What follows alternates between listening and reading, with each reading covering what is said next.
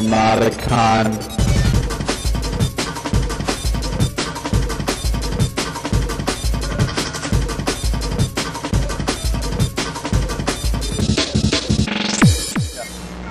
So my name is Bradman. I founded an art group called Acid, or NC Creators in Demand, about 15 years ago in September 1990. And so I'm going to speak a little bit about that. The name of the speech is called Steering an Art Collective. So yeah, I'm basically going to talk about what it was like to run Acid for 14 years, what prompted me to do that, and maybe share a few stories. Basically what happened, the way Acid was formed, was I was in the BBSing scene in the late 80s. I joined up in a group because in the late 80s and the 90s, it was the big thing to do was join a group. You had to be in a group to get on a board. They would ask, what are your affiliations? You know, and you'd have to name up all your affiliations. And if you couldn't get into a group, then you would, basically you'd form your own group. So the first group that I formed actually was a hacker group called HEAT, which of course had an acronym. It stood for Hackers Enterprising Across Telecommunications. We released one magazine and lost to time. And then I started to see really cool ANSI art on some of the BBSs by a group called Aces of ANSI Art. So I downloaded the draw, tried it out. I created a logo for my hacker group called HEAT, and submitted it to them and was accepted. And after a few months being in the group, we kind of I started to recruit other members into the group, started calling out other boards within Northern America, Canada, the East Coast, California, everywhere in between, and basically started growing the group into more than what it initially was, which was mostly a California-based group, or mostly a Northern California-based group with a few exceptions. So after a while of doing that, a couple things happened by accident or not. What ended up happening in Aces of ANSI Art was the board, in order to become more elite, locked out all the local callers to the bulletin board. So this was kind of a way of signifying, we're so fucking cool, we're only going to accept people on our board that are from out of state or out of our area who are probably freaking to get here, or who are having to pay a long distance toll charge in order to call this BBS. We don't want local lamers, so that's what they did. And by doing that, they ended up locking out a significant chunk of the members of the group that they were headquarters for on this particular bulletin board, which was called Nuclear Wasteland. Now, looking back, I mean, I'm still actually in touch with the SysUp of this bulletin board, and so it might be revisionism here, but he contends that that was an accident, or that wasn't necessarily meant to be that way, but it was an oversight or something like that. But we didn't see it that way. We're all teenagers, so we're like, oh, fuck you, we're gonna go start our own group then. This is the last straw. We're doing everything for this group, so we're gonna start our own. And so I started speaking with some of the members that I had recruited into Aces of ANSI Art and said, okay, we need to go start our own crew. And so we threw some names around. Acid came out, and then the backronym for that was NC Creators in Demand. So we started that. We recruited all the people that initially got into AAA and started the group from there. So when we first started the group, we were 5 members. We had 4 artists and 1 SysUp.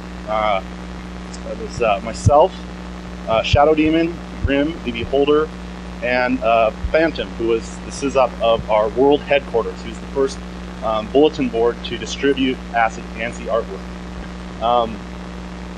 And from there, we just kind of continued to grow and do the same things that I would basically do the same things that I was doing in Aces of ANSI Art, which was calling around, looking for talent, basically being a talent scout for the group, promoting the group, and such. And I think it was between 1990, from 1990 to 1996, we grew from 5 active members to 144 concurrently active members. So I can illustrate that here. This is actually a 1991 member list. I don't have a pretty one to show on the screen from 1990. You can basically just axe, these two guys and add in Phantom versus Scizop. Let's see here. This is the member list at the close of '96, and it's significantly longer. And you see that it's gone from just artists to a number of different subdivisions. We have an advisory staff, we have secretaries, and then of course artists, which is the core of the group. Musicians, coders, BBS modifications. So these were people who took enhancements of a bulletin board system one step further. So instead of just doing ANSI art to make the bulletin board look nicer, they would actually code different features into the BBS and then release them to the public so everybody could have these extra features. So these are called BBS mods. We had an AIS division, which was, at this time, we were starting to make our foray into the internet by '96. So we had a division specifically for that. Telecom couriers. Now this is kind of an interesting division. This started off, we first had our first courier division in 1993, an official division. I'm sorry, excuse me, that was actually telecom division, started in 1993. Courier was a little bit earlier than that. But the reason that we formed these two divisions, the first one was the courier division, was for the express purpose of making sure that our artwork and our art packs were spread out to all the other bulletin boards in the world. So their job was to take our art and make sure it was populated everywhere else, because there was no, at the time, there was no real way, nobody had internet connections or anything like that. So you'd have to manually call up a board, send the file to this person, and then hang up from that board and call the next board and so on. And that was pretty costly to do. So we had members recruited that couldn't necessarily draw that would specifically do that. And then the telecom division, their job was basically communications, to make sure that we had the ability to talk to everybody, because we were quickly growing from a North American group to a global group, and that required a lot of costly phone calls. So their job was to find a way to make those phone calls one way or another. So this member list is kind of going forward a lot. It wasn't for a few years that we started to get into music and other divisions. Let me see here. I mentioned art packs. What those were, basically, in 1992, we had gotten to a point where we had so much artwork to upload manually one at a time to all these different bulletin boards that we needed a method in which to send all of this art more efficiently. And so rather than upload each individual piece of art one at a time, somebody suggested, well, why don't you just zip it up? That would make a lot more sense than uploading all these files one at a time and then describing them and entering a one-line description for each one. Just make an archive. And yeah, that's so stupidly obvious. Why didn't we do that in the first place? So, but a really interesting thing happened. We created the first art pack a few months prior to June, and then we started just basically doing it on a monthly basis, starting with the June '92 pack. And what other ANSI art groups out there saw this, and they started to do the same thing. And what this led to basically was a monthly competition. So, I mean, it sounds kind of funny that you're competing in the field of art, but when you take, again, if you have teenagers involved, there's, the competitive nature, inherent nature of teenagers are there. So we would release an art pack one month, and then a competing art group such as ICE or Mirage would release an art pack in response to this.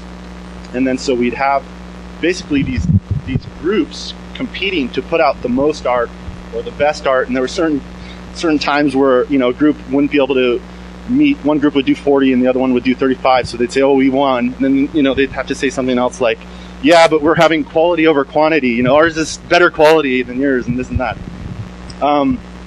So that went on. Let's see, we released those on the first of every month, and that was a pretty big deal to have the packs released on time. We had a really strict schedule, and in order to in order to meet these deadlines, the telecom division of ACID came in very handy. We would schedule what were called Alliance teleconferences, and basically that would bring together all of the members of ACID at once onto the calls, and we could just basically would have like 30 people on the phone together speaking all at the same time, and these conferences wouldn't just be like a 1 hour conference. These conferences could go on for like 2-3 days straight. And what's that? Yeah, on the telephone. It was to the point where I could, if you had a dedicated line, you could basically go to school that morning and then leave the phone off the hook, come back when you got home from school at 3:30 or 4 o'clock or whatever, pick it up, and people would still be there from different parts of the world talking about really anything. A lot of the times it had nothing to do with, underground BBSs or ANSI art or anything like that. It was just, they're just BSing with each other, and just kind of, building a camaraderie and stuff like that. So another interesting thing about the ACID teleconferences were the way in which we brought people in. One of our best artists was named Jed, and he was very famous for doing his ANSI animations. But he was never on an ACID conference. He was kind of like this enigma that nobody ever knew, who he was or what he sounded like or anything like that. And the reason for this was because he had the voice of he was recruited into ACID, I think, at the age of like 11 or 12, which is really astounding because he's probably the best ANSI animator ever. And you can imagine, if you haven't yet gone through puberty or anything like that, the pitch of your voice is very high, and other kids in the group, because basically we're all kids in our teens, they could be very judgmental, and this could get around, Jed has this high-pitched voice or something like that. So he was never brought into the conferences. And then another thing that we would do is we would actually stack the order in how we'd bring people into the calls. So a big problem when you have 30 teenagers on the phone is moderating a discussion if you actually need to get something done. So the first thing that we would do is we'd bring in the senior members of the group and talk about whatever whatever the business was that needed to be taken care of. And then we would gradually bring in more members into this discussion until finally we'd bring everybody in. And there was a couple people on the fray that we always knew basically were the ones that eventually, as soon as we added them, there was about 10 minutes left of this being a really productive conference, and then it's just going to turn to hell, and people will start doing prank calls and things like this, which were like a pretty normal thing for the conferences. Let's see. Just looking at other things. Eventually, in ACID, we built a reputation for ourselves as far as being an ANSI group, and it was kind of like a double-edged sword, because we were recognized as the best or one of the 2 best ANSI groups in the world. And in the last 15 years, there have been over 450 ANSI groups. ACID is probably the second one ever to be created. The first that there's a record of is Aces of ANSI Art. So since Aces of ANSI Art and then ACID, there's been this lineage of 450 groups, and each group could be as small as 2 people, or it could be as big as ACID. There's a very small handful of groups that have had multiple hundreds of members. But the double-edged sword for being recognized as this ANSI group was we wanted to expand into other mediums, because we saw ANSI as something that may not be around forever. We wanted to expand into high-resolution arts, because it's kind of a blocky art that's limited to a bulletin board system. We wanted to get into other artistic things such as music and so on. So we started a music division, and a lot of our musicians, it was difficult basically to get a musician to join the group, because they're like, well, you're an ANSI group, what are you doing? And so in order to kind of deal with that, we started spinning off subsidiary groups. One was called Fluid. Then later on we started another group called Acidic, which was responsible for the BBS modding, but that was a pretty logical extension of the group. And then later on down the road, we started another group called, or we didn't really start, we reformed a group called Remorse. There's two Remorse guys over here.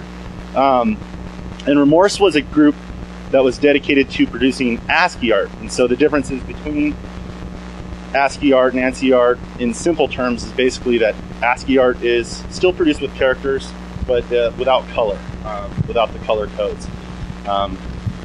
And I just want to show a couple examples throughout the years of ANSI art.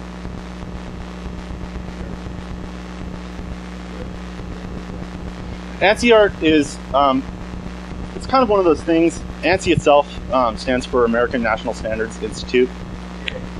And they developed, I mean, they're responsible for a number of standards. Yeah, and so the standard specifically that they developed that we are naming the art after is ANSI X3.64, that particular one. And that was like, I think that was created in the late 70s, like 1979, I think. But, so we just, you know, that's complicated. It's called ANSI art. And so you can kind of see how the art has progressed. This is some ANSI art from Aces of ANSI art.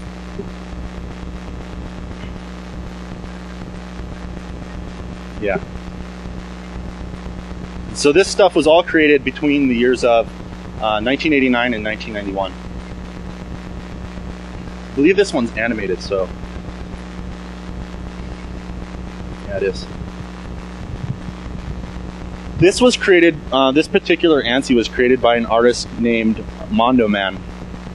He was one of the, after Acid left Aces of ANSI art, it kind of dealt a devastating blow to the group because we took pretty much all of the active members.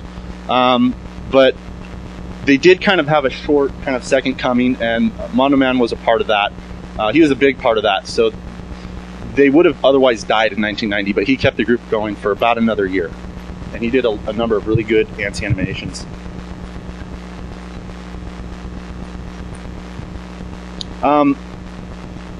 Probably between 1989 to 1993, the bulk of the ANSIs were like this. They had cute little ANSI animations.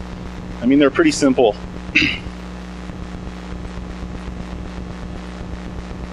And this is about the same speed that they display at while you're connected to a BBS, maybe slower, depending on the speed of your modem.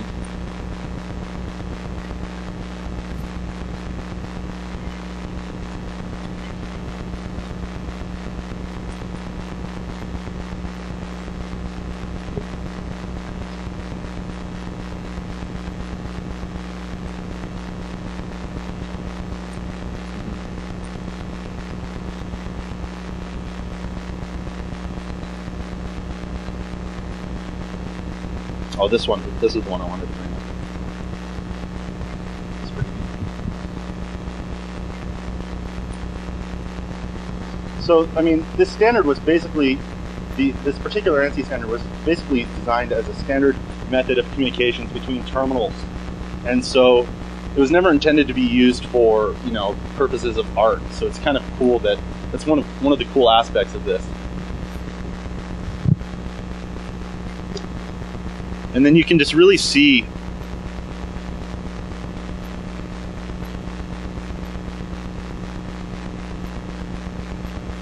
this is a nice feature. I'm using a program called Acid View to view these ANSIs. Normally you'd have to type them with DOS and have a specific device driver called ANSI sys loaded in your config sys in order to view these. But Acid was actually one of the first groups to start producing these viewers starting from the DOS days. And we've continued it on, and you know, continued to port this over to Windows, and it's become a pretty sophisticated program. And it allows you to, in real time, just kind of scale back. I mean, normally it would look about this large, really blocky, but if you wanted to, some of the larger ANSIs, see if I can find one like this. Normally this would scroll on a BBS, you know, one line at a time. But if you want to, you can just kind of, oh, this is what it would look like if I was standing 20 feet away from my computer screen or something like that.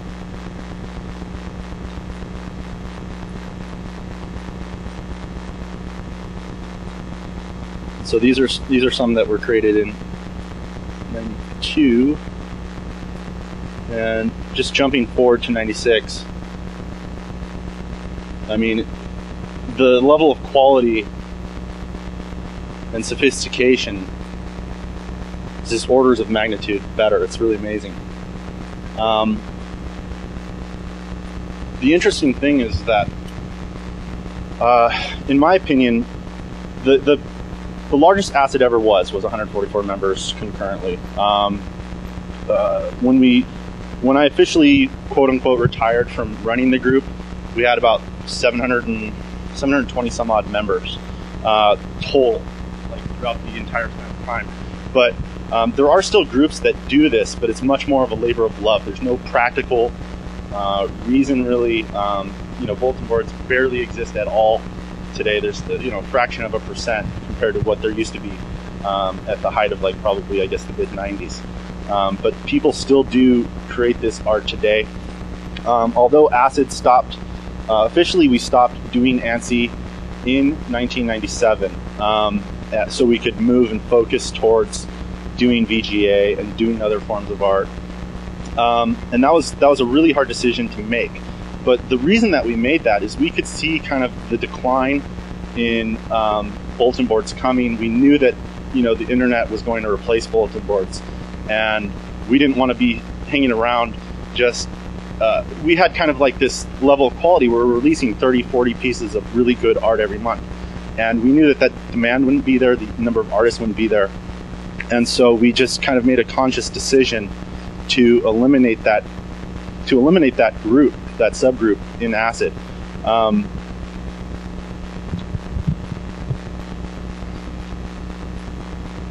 Let's see. And so that's why you kind of see there's 1997, and that's it. There's really no more ANSIs after that.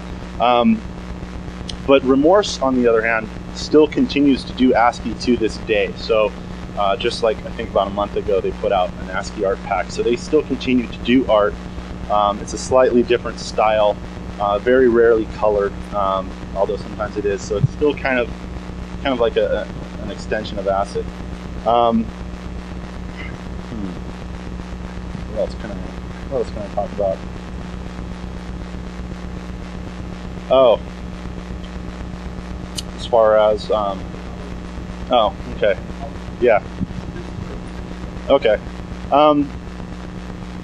As far as the amount of time and dedication that it took, that's something that really, even if you expressed it articulated it perfectly in words, I think it's really difficult to appreciate unless you've done it yourself. But basically, at the height of the competition within the ANSI art scene, it was so busy that as a freshman in high school, I was the only kid who had a pager, and this was at the time when you were a police officer or a doctor or a drug dealer. I mean, those were the three professions that you had in order to have a pager. And so I had my pager go off in class for something really, it was fucking important. It was immediate. I had to go use the payphone and use my Redbox to call back and see what this super ACID emergency was. And it's going off during class, and the teacher's come up here, and then he has this, he talks to me, he waits till after class, he's like, talk to me after class. Okay, fine. So I come up to him after class, he's like, Christian, this is really serious, what? Why do you have this pager? Look into my eyes, tell me honestly, are you dealing drugs? No. Why do you have this? It's for business, I run a business. And he just accepted that, gave me the pager back, and that was it. Never left it on again in class. But it was to the point that I actually carried a pager. And there were certain things like, if somebody was trying to, for example, recruit another member out of ACID and into their competing group, that would warrant an emergency phone call that I had to call right away and find out what this groundbreaking news was. Or if there was a member that was looking to join ACID who was a really superstar artist, or something like that, that I actually took it so seriously that I went through all the things that it took to get a pager. I mean, at that time you needed to go through a credit check and all this. I had to really social engineer my way into getting a pager at that age. other things, other ways that, what else? Basically, running an art group at that time was extremely time consuming. So like, it was pretty much a full-time job. So it was something that if you let it, and if you wanted to be one of the best groups, you would just, you'd come home, as soon as you got home, you would work on managing the group, contacting all the artists, seeing how they're doing, seeing, you know, what's the news out there, seeing if there's any rumors that somebody's spreading about your group, and keeping up to date on all of that, dispelling any rumors and such. It was very competitive, I guess. We were frequently challenged by other groups trying to get, like, for example, Jed was probably one of the prized artists within Acid, and nobody had his phone number except for me.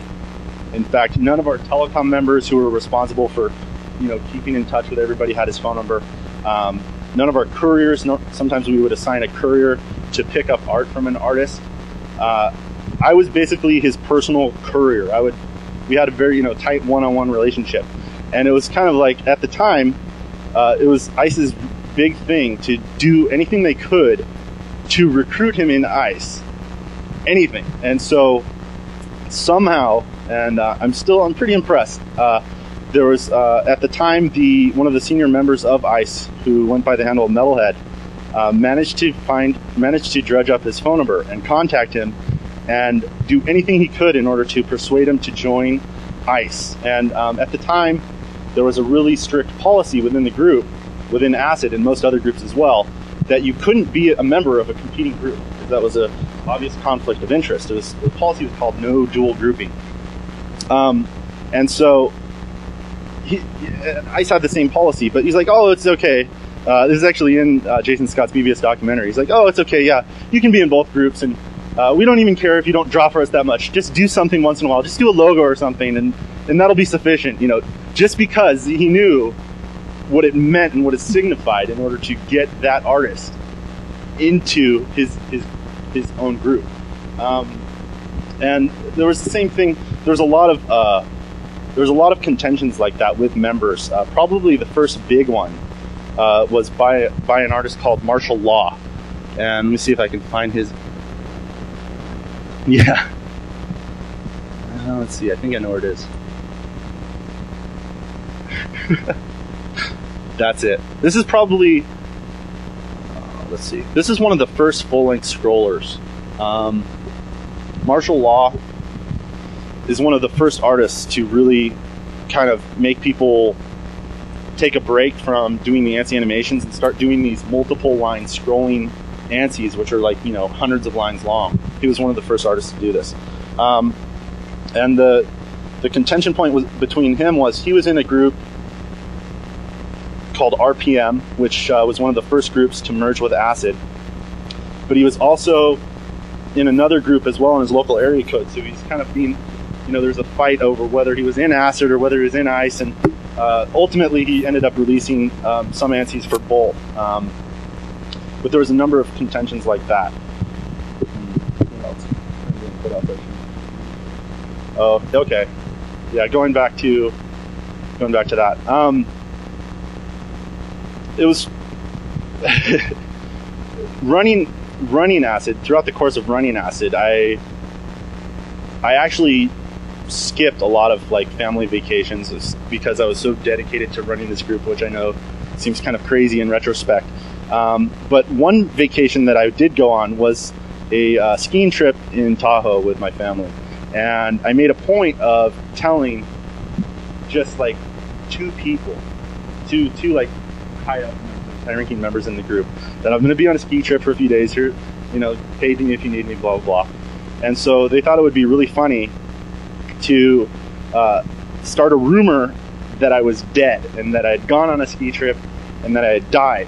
And people fell for this because prior to me leaving for this trip, I was always available. If they called here, I would be getting back to them immediately. Or, you know, it's like as soon as I got home, the phone was ringing anyways. And so all of a sudden, you know, there was this Radman outage for 4 days straight. Oh, he must really be dead. And so from that point on, you know, Well, it was just kind of like every time I went on vacation, every subsequent vacation that I took after that, they would kind of reinvent the Radman died scenario, and so whatever I did, I would die in some new kind of car accident or ski accident or whatever. And it was only the new members who didn't really know the whole story behind that, the inside joke, that would fall for that. So it was kind of a quick way to sift out the newbies in the group. What else? Yeah.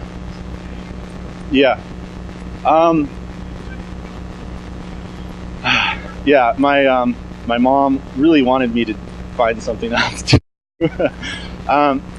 Whereas my dad kind of, I think both of my parents actually, I was probably running the group to a point where it might have been borderline unhealthy, I think, but it was kind of, a little bit too obsessive. But I knew that that's what was required of me in order to keep the group in its number one place. But at the same time, I think my parents really realized that I was gaining a lot from it. I was learning a lot from it. Not just learning how to use computers, obviously, and everything that comes along with just using a computer at that age, but working with people and social skills and such. In fact, there's another interesting story.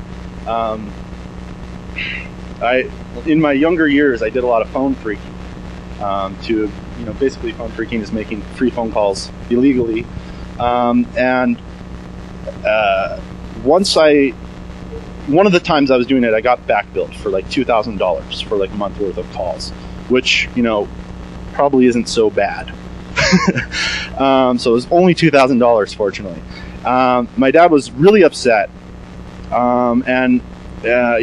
The punishment was you have to go get a job and pay me back, which was also difficult because I wasn't old enough to get like a food safety permit still. So I had to social engineer my way into getting that. And so I did that somehow, magically. I was blessed enough to get that, and then got the job, worked the minimum wage until I could repay him back the money that I owed him. And the funniest thing was he took that money that I repaid him with for the phone bill, and he applied that towards a brand new computer for me to use. Yeah. So so I think it was kind of like I disapprove but I approve kind of a thing. Like, this is kind of interesting. But maybe my mom didn't so much completely understand everything that was happening. Yeah. But my dad was he's very interested. He was kind of, one thing that he didn't like, which is kind of funny, is like, why is all the ANSI art so evil? He's like, what was the deal with skulls and everything like this? And it progressively goes that way. But I mean, later it's because there was a trend that later started that everybody started copying comic books. Like, a lot of these artworks are taken from like Marvel comic books and stuff like that, and DC Comics and Image Comics, which was another trend that started. It seemed like martial law started doing scrollers, and everybody started doing scrollers, and then people just started doing comics, and it kind of got to a point though where nobody was doing original ANSI artwork anymore. They were just basically doing the hand-eye digitization of a comic book into ANSI art. But then one artist came along. Let's see if I can find some stuff. Named Lord Jazz. This stuff is by Lord Jazz. He was one of the first. Well, he pretty much was the first ANSI artist to consistently put out really good 100% original ANSI art. And not too many people, even to this day, can really match the level of quality that he was able to produce. He actually thought in the ANSI medium. He wouldn't need a reference point. He could just naturally type out really amazing. No, well, he did this piece of art. Well, I'll just use this as an example, though. Like, somebody would take a piece of, picture, a photograph, usually a comic book, put it right here, and then start drawing, replicating that within the ANSI art medium. So they weren't really creating their own art, they were taking somebody else's art and kind of transcribing it. Some people would, but the thing was that it was very rare for people to even do original art anyhow. It got to a point where people were concerned because they had this level of quality that they wanted to maintain, and they were kind of competing at one point really to just create the best reproduction of a particular comic book cover or something like that. And when Lord Jazz came around, everybody stood up and took notice. Also, Lord Jazz was probably one of the fastest ANSI artists I've ever talked to. We had an idea one month to put out a magazine in ANSI art, and we told him what we wanted him to draw, and over the course of like a 30-minute phone conversation, he's like, I'm done. He's like, connect to my modem, call me back, and you can get this right now. So he's also one of the fastest ANSI artists that I know. Professionally, a lot of the people in ACID have gone on and kind of continued to do what they were doing in the group. Did you have a question? Yeah.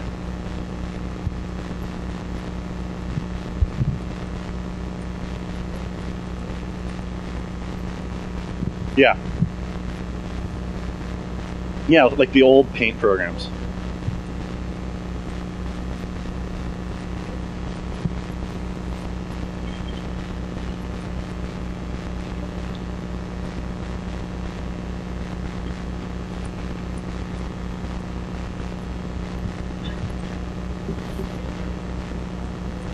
Basically, yeah, first, I think a good starting point would be, since you mentioned the Mac Paint and stuff, are you familiar with like pixel art as far as creating a piece of artwork one dot at a time? Basically, ANSI art, as far as the constraints or the constraint of the actual resolution, it's like 80 pixels across by 25 down. That's a really limited amount of pixels that you have to work with. Of course, if you go beyond that 25 down, it becomes what's called a scrolling ANSI. So this is obviously much more than 80 by 25. It's always 80 wide, but anything beyond the 25 is going to be scrolling. As far as the application of the medium, it was meant for before you're using like Internet Explorer and Mozilla and stuff to connect over the internet. I mean, people were using bulletin boards and modems to do the same types of online communication, and so that medium was the BBS. Yeah. Yeah.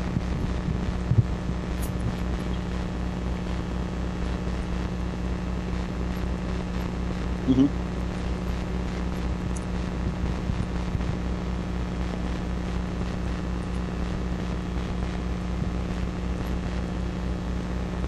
Right. Exactly the same space. So you have that working space of the 80, columns wide and 25 down. And so, a lot, yeah. Yeah.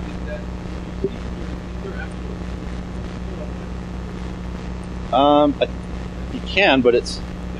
Basically, what you're seeing here is that you have a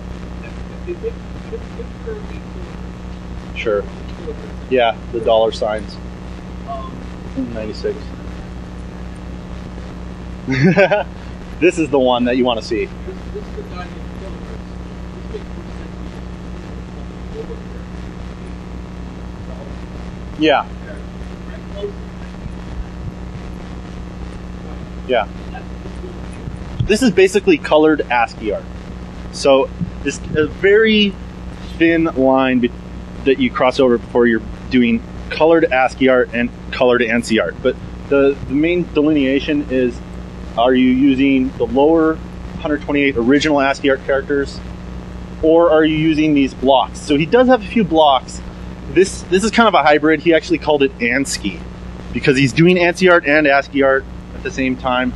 He kind of throws in a couple throwbacks to ANSI art, but this is, for the most part, he's just using dollar signs. Like you could almost reproduce this, at least the outline, on a regular typewriter.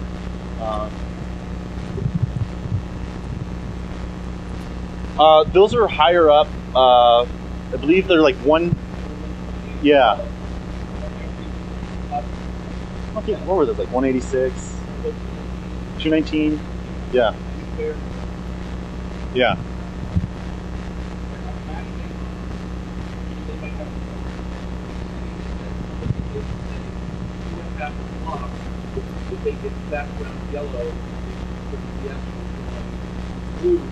I love this. This is great. This is one of his best. This is like one of his last pieces too. Let's see if I can scroll it. That's how I view on a modem. So this is limiting. When I view this in the animated mode, it confines it to 25 lines. So this is the most you would see on the screen at any one time. So you'd actually have to make a mental image. What did I just see up here? Because you wouldn't see, there wouldn't be any scroll back. It's because I'm using Windows that I can have this huge scroll back buffer. But in DOS, you'd see his head. And there's actually a kind of an inside joke about that too, because some people started getting way too close up and depending on these VGA mode viewing capabilities in order to see what the whole picture looked like. And so they're like, I can only fit the eyeball in 80 by 25. You're making the picture so big. His nose, I'm not going to remember what this is. You're depending too much on the program and not what it was originally intended for. And that's what people started doing. They would just kind of, forget the BBS thing. I'm just doing this art for the sake of art. And so there are a lot of different motives that artists had to create this art. Some of them were just doing it for the sole purpose of creating art. Other people did it for the recognition that they got within Acid or within the art scene.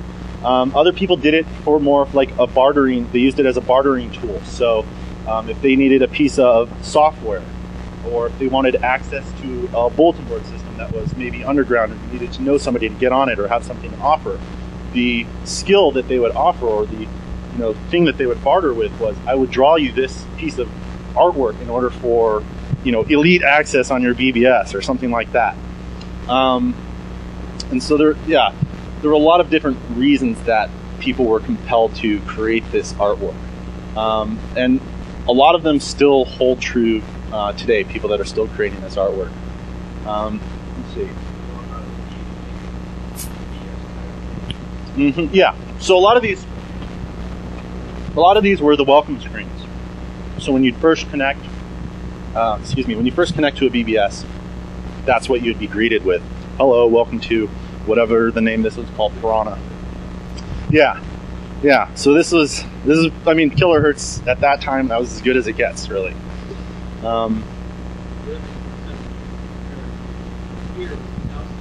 Yeah. And this is what it looks like standing 20 feet away. Like, you want to see what it really. Let's see if I can. That's probably going to crash. Okay. Yeah, that didn't make it very happy. There we go. There we go.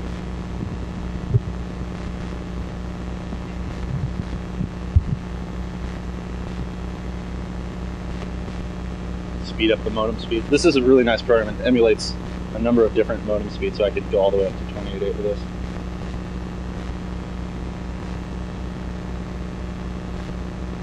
I wish I would have selected one that just has like an eyeball fitting in the 80 by 25 region.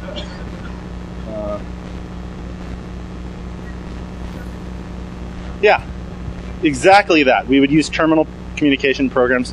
Most people that I knew were using like Q modem or Procom Plus or Telemate or Telex. There were a number of different programs, but yeah, pretty much every program did emulate the ANSI BBS or IBM ANSI standard. Even Amiga and Mac terminal programs have the capability of doing this, because it just kind of turned into the de facto standard for terminal emulation that everybody used. Okay, we have about 5 minutes left, so are there any other questions? Yeah. Initially, when I first started, we used a program called The Draw, which was created by Ian Davis. He stopped developing that in 1992. So I think when I started using it, I think it went up to 80 by 50. You can only do 50 lines at a time. Some of these are like 300 lines plus. His last version, I believe, did up to, I want to say 100. I could be wrong. Acid, people, in order to create these longer ones, people would actually copy them together using the copy command in DOS, and then kind of hope that they matched up in the line breaks. So Acid created its own ANSI editor called Acid Draw, and that supported up to 400 lines. So then you could create an even longer ANSI. And now there's a program called Pablo Draw, which has been written for Windows, and that is a really neat tool. That actually allows you to do peer-to-peer ANSI or ASCII art creations in Windows with multiple users. It has a chat client built in, like IRC. So you could have yourself and 5 of your friends create this monstrosity of an ASCII or ANSI art piece, chat while you're doing it. You could work on this upper region, you could work on the lower region, and in real time it's showing you this VGA side panel of what it looks like far away, so you can see to scale what it is you're producing. So there's a number of different programs that have been created to do this, but probably the 3 predominant ones would be the Draw, Acid Draw, and Pablo Draw right now. And then as far as viewing, there's, at least for Windows right now, there's this particular application, Acid View, and there's also Pablo View, which is created by the same guy. And those are both like freely available with source code on SourceForge, so you can pick up either one for free.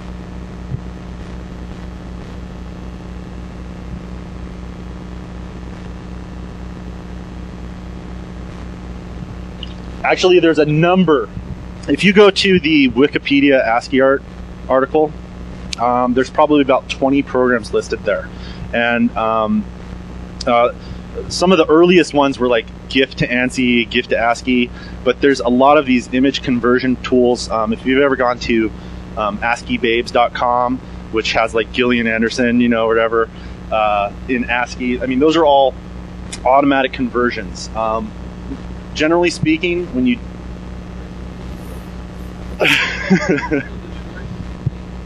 well, yeah, if you're using GIF to ANSI, people are going to say you're lame, because you're basically taking all the artistic interpretation out of the process, and you're just letting a computer do all the work for you. And normally the results aren't as good, and they're actually much, much worse, and it requires more cleanup than it would be to just start from scratch.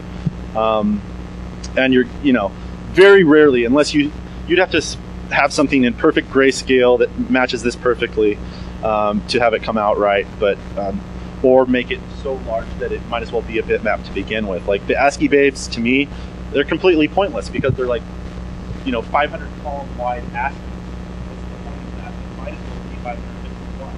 But if you're condensing something down to like 80 pixels, that's, twice the width of a thumbnail in Windows. So, it's very small. But yeah, there's a large number of automatic image processors that'll render out to ASCII. One other thing that's really cool, there's something called AAlib. Have you heard? Yeah. I have a copy of, I picked it up on a torrent download of The Matrix, which was completely rendered in ASCII and then run through a green filter. So you can, and the kind of like, the funniest scene is the very beginning where the text is kind of melting down the screen, and it's doing it in ASCII, and it's originally kind of ASCII to begin with, so it's kind of funny. But yeah, it fits on a DVD-5. It's like full quality ASCII conversion of The Matrix. Yeah. But the problem is with that though, the only reason I think you can get away with it, and it has kind of a cool factor, is because it's The Matrix, and but the reason you can get away with it is because it's animated. If you were to pause a screen and make a still screen, it looks like shit. I mean, it really looks bad. You'd have to totally clean up, and nobody's going to clean up, hundreds of thousands of frames. But I mean, that's the real difference. You can definitely see a difference in the quality level from a converter. Just pick one out of the list and try it, and then take a look at some of the other stuff that other people have created. But yeah, there's a number of sites. There's Sites right now, there's Remorse has a site, remorse.org, which is really cool. What is the other one? There's a site called thuglife.org, which is an ASCII art portal, and they have basically links to all the other ASCII and ANSI art groups that are still active presently. The Wikipedia article is pretty good as far as general ASCII art goes. What else? There's a great article as far as ANSI art 2, which is still developing there. I'm trying to think what other resources. There's the Dark Domain DVD. I should probably promote that. This has basically all of the ANSI art and ASCII art created by all 400 of the different groups that were on the scene, as well as other stuff such as magazines and stuff that were published by the groups from going back to 1987 to 2003, the close of 2003. And there's literally, from these 400 groups, literally thousands of art packs, and each art pack contains dozens of different pieces of art. So I mean, it's a really huge amount of art that was produced over the past 15 years or so. I think that's it. Yeah.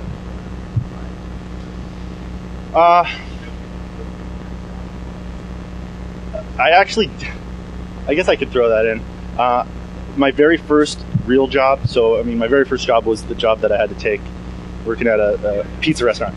But my first real job was working for a networking company, and I had no real world experience, so I had to put something on the resume.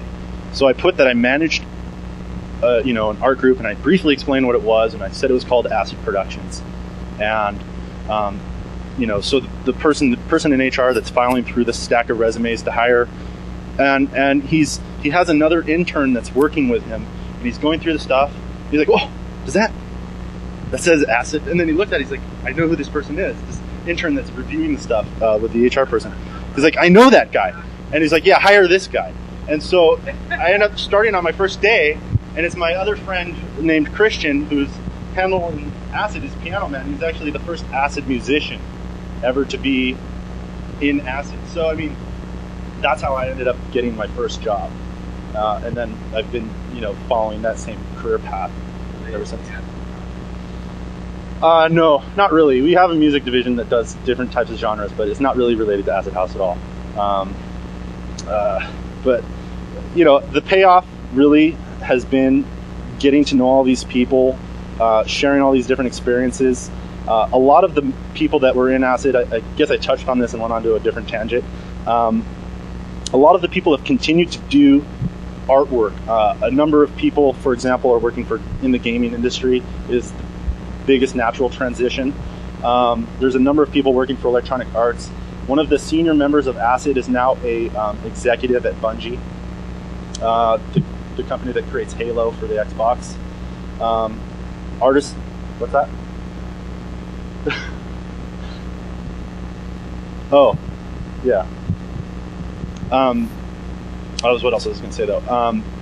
A lot of there's some people that have gone on to create the CGI for The Matrix and for Lord of the Rings, and a lot of people have just gone on to create their own internet ISPs and such. But it's just really interesting to see a lot of people kind of continue the path that they were in Acid and continuing to basically get paid for that and do what they loved when they were a teenager doing the same thing. So pretty cool. Much higher resolution. It's much more sophisticated now. Yeah. Oh yeah. I have one of the first Acid VGA artists when we started going serious into the high res division. He did the tattoo work on my back. I got a tattoo from him last year. I guess 2 months after last NOTACON. So I had known him for about 10 years, and we had never met in real life. So I traveled to Missouri, of all places, took a road trip and went out and met him, hung out, and along the way met a bunch of other Acid members that I had never met before. So it was really cool. I mean, yeah, that's it. He's telling me I'm cut off, but thank you.